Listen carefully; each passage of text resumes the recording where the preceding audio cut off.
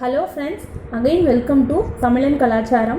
இன்றைக்கி நம்ம வீடியோவில் நெஞ்சு சளி, வறட்டு இருமல், நுரையீரல், உடல் சோர்வு, வாதம், கமம் சம்மந்தப்பட்ட பிரச்சனைகள் சரியாக சளிப்பொடி தயாரிக்க போகிறோம். ஃபஸ்ட்டு அதற்கு தேவையான பொருட்கள் என்னென்னு பார்க்க போகிறோம். மொத்தமே 5 பொருட்கள் தான் இதுக்கு தேவை. சித்தரத்தை, மிளகு, திப்பிலி, சுக்கு, அதிமதுரம். இது எல்லாமே நாட்டு மருந்து கடை, சூப்பர் மார்க்கெட், கிராசரி ஸ்டோர்ஸ் எல்லா கடைகள்லையுமே கிடைக்கும். மிளகு மட்டும் 25 கிராம், மீதி 4 பொருட்களுமே 50-50 கிராம். மிக்சியில் டைரெக்டாக அரைக்க முடியாது. ஸோ இந்த பொருட்களை நல்லா தட்டி எடுத்துக்கிறோம். அதுக்கப்புறம் மிக்சியில் போட்டு நல்லா அரைக்கிறோம். ஃபஸ்ட் டைமே நல்லா பொடியாகாது. ஸோ திரும்ப மிக்சியில் போட்டு நல்லா அரைச்சி சலித்து எடுத்துக்கிறோம். இப்போ இதில் சித்தரத்தை பார்த்திங்கன்னா இருமல், வறட்டிருமலுக்கு நல்ல மருந்து. மிளகு சிறந்த எதிர்ப்பு சக்தி. திப்பிலி இரைப்பு, தொண்டை புண்ணெல்லாம் குணமாக்கும். சுக்குக்கு மிஞ்சிய மருந்தே இல்லைன்னு சொல்லுவாங்க. அதிமதுரம் வாதம், சிறுநீரக பிரச்சனைகள் எல்லாம் சீர் செய்யும். இப்போ இந்த சளிப்பொடியை ஒரு ஏர்டைட்டான கண்டெய்னர் இல்லைன்னா ஒரு கண்ணாடி பாட்டிலில் ஸ்டோர் பண்ணிக்கலாம். இதை 3 months வரைக்கும் நம்ம யூஸ் பண்ணலாம்.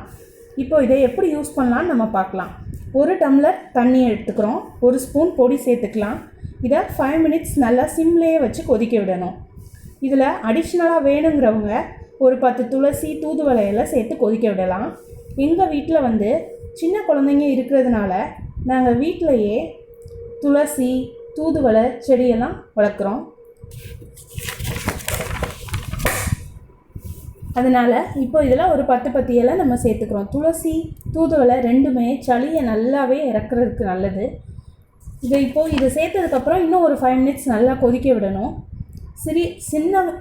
சிறியவங்கள்லேருந்து பெரியவங்க வரை இதை நல்லாவே குடிக்கலாம். இப்போ இதை ஃபில்ட்ரு பண்ணி நம்ம எடுத்துக்கலாம். சூடு குறைஞ்சதுக்கப்புறம் வெதுவெதுப்பாக இருக்கும்போது இதை குடிச்சிடலாம். காலையில் எம்டி ஸ்டமக்காக இருக்கும்போது குடித்தா நல்ல எஃபெக்டிவாக இருக்கும். 10 days ஒன்ஸ் இதை ரெகுலராக குடிக்கலாம்.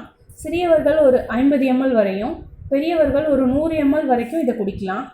இது பார்த்திங்கன்னா ஃப்ரெண்ட்ஸ், இயற்கை வைத்தியம். இது மாதிரி கை வைத்தியம்லாம் செஞ்சு தான் ஹாஸ்பிட்டலே இல்லாத காலத்தில் கூட நம்ம பெரியவங்களை நம்மளெல்லாம் நல்லபடியாக வளர்த்து கொண்டு வந்திருக்காங்க.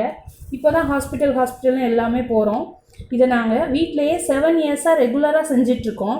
இந்த கொரோனா காலகட்டத்தில் இதுதான் எங்களுக்கு மிகப்பெரிய யூஸ்ஃபுல்லாகவே இருந்தது. ஸோ நாங்கள் இதை ரெகுலராக பண்ணிகிட்ருக்கோம். இந்த வீடியோ உங்களுக்கு பிடிச்சிருந்ததுன்னா தமிழன் கலாச்சாரத்துக்கு சப்ஸ்கிரைப் பண்ணுங்கள், லைக் பண்ணுங்கள், கமெண்ட் பண்ணுங்கள், ஷேர் பண்ணுங்கள். மறக்காமல் பெல் பட்டனையும் கிளிக் பண்ணுங்கள். Thank you friends. ஹலோ.